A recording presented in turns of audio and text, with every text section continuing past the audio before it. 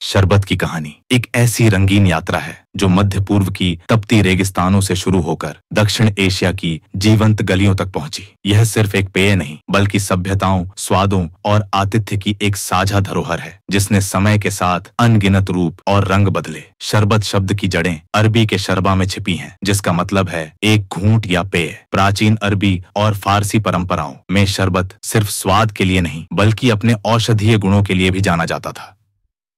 यूनानी इस्लामी चिकित्सा पद्धति में गुलाब, सौंफ, इलायची, खस और नींबू जैसे तत्वों से बने शरबत शरीर को ठंडक देने और स्वास्थ्य को संतुलित करने के लिए इस्तेमाल होते थे। 8वीं से 13वीं सदी में जब अब्बासी खिलाफत अपने चरम पर थी, बगदाद, दमिश्क और काहिरा जैसे शहरों में शरबत ने खूब नाम कमाया। गर्मियों में बर्फ के साथ फलों के रस को मिलाकर बनाया गया। यह पेय विशेष उत्सवों और मेहमान नवाजी का हिस्सा बन गया। उस दौर में बर्फ एक विलासिता थी और शरबत उसे और भी खास बना देता था। उस्मानी साम्राज्य ने शरबत को नए आयाम दिए। उन्होंने गुलाब जल, अनार, चेरी और हिबिस्कस जैसे तत्वों को मिलाकर इसे और स्वादिष्ट बनाया। ऑटोमन रसोई में शरबत मेहमानों के स्वागत और शादी ब्याह जैसे मौकों का अभिन्न हिस्सा था। इसे शेरबेत कहकर पुकारा जाता था और हर गिलास में उनकी मेहमान नवाजी की गर्मजोशी झलकती थी। भारत में शरबत का आगमन मुख्य रूप से मुगल काल में हुआ। कहा जाता है कि बाबर को भारत की चिलचिलाती गर्मी रास नहीं आई और उन्होंने काबुल से बर्फ मंगवाकर शरबत का आनंद लिया। मुगलों ने इसे भारतीय मिट्टी से जोड़ा और गुलाब, केवड़ा, खस, बेल, आम, पन्ना